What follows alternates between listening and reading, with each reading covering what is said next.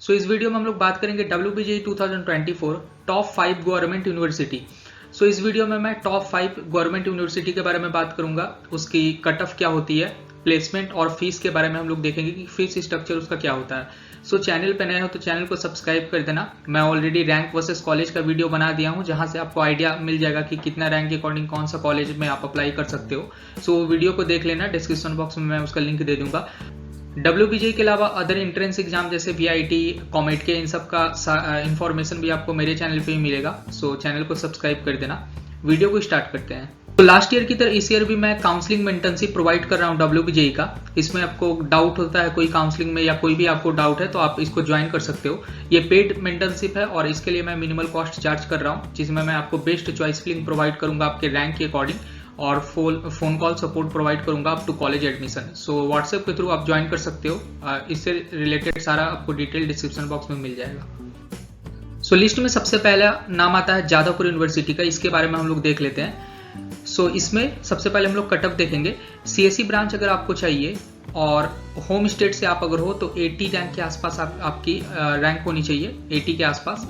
और other state वाले यानी कि ऑल इंडिया, सो उसमें 20 के अंडर में आपकी रैंक होनी चाहिए। OBC ए के लिए अंडर 520, OBC बी के लिए अंडर 260 और SC के लिए अंडर 3.2 के। यार यहाँ पर एक डाउट होता है स्टूडेंट के मन में, जो बहुत लोग मुझे कमेंट कर रहे थे।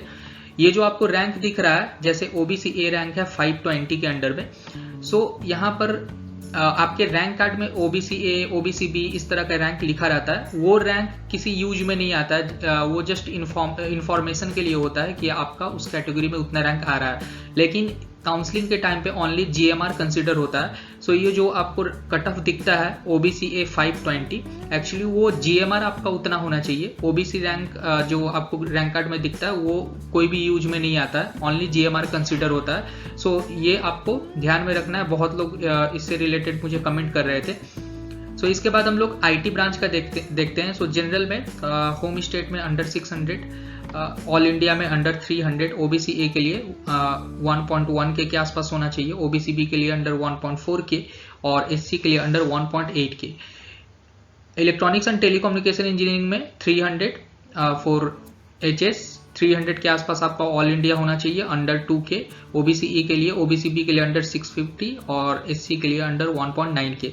इलेक्ट्रिकल में अंडर 700 फॉर ओपन यानी कि अदर स्टेट वालों के लिए अंडर 500, OBC ए के लिए 2 के आसपास आपकी रैंक होनी चाहिए, OBC बी के लिए 3 और SC के लिए अंडर 4.5 के।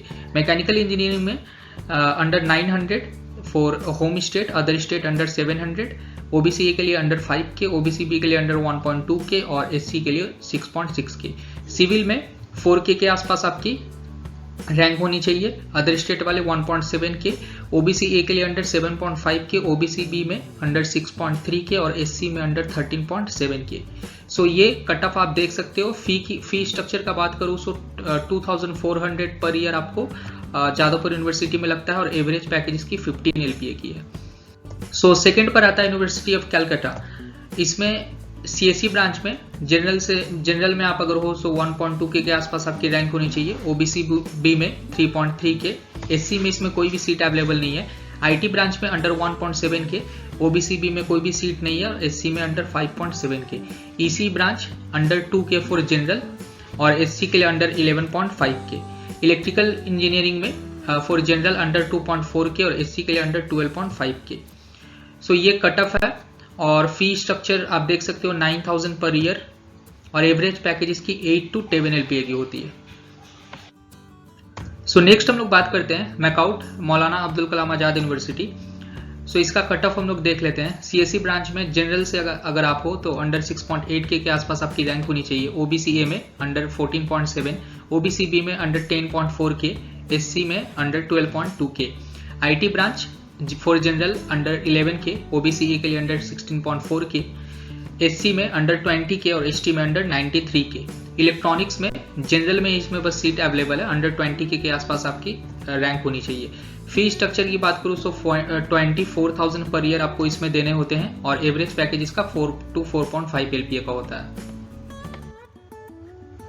सो नेक्स्ट हम लोग बात करते हैं यूनिवर्सिटी ऑफ कल्याणी। सो इसका कट ऑफ हम लोग देख लेते हैं। आईटी ब्रांच में जनरल से अगर आप हो तो अंडर 11.8 के आसपास आपकी रैंक होनी चाहिए। ओबीसी ए में अंडर 24 के, ओबीसी बी 15 के और एससी के लिए 25 के। सीएससी में अंडर 8.7 के फॉर जनरल, ओबीसी एस 18.6 के, ओबीसी बी 11 के और एससी कैटेगरी में अंडर 22 के। ईसी ब्रांच में जनरल में 14.5 के, ओबीसी ए 43 के और एससी के लिए 28 के। इलेक्ट्रॉनिक्स में electronics and instrumentation engineering general में अंडर 27 के, ओबीसी ए अंडर 44 के और एससी के लिए अंडर 44 के।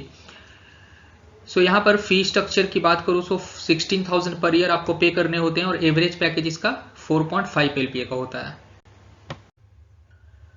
सो 5वें नंबर पर आलिया यूनिवर्सिटी न्यू टाउन।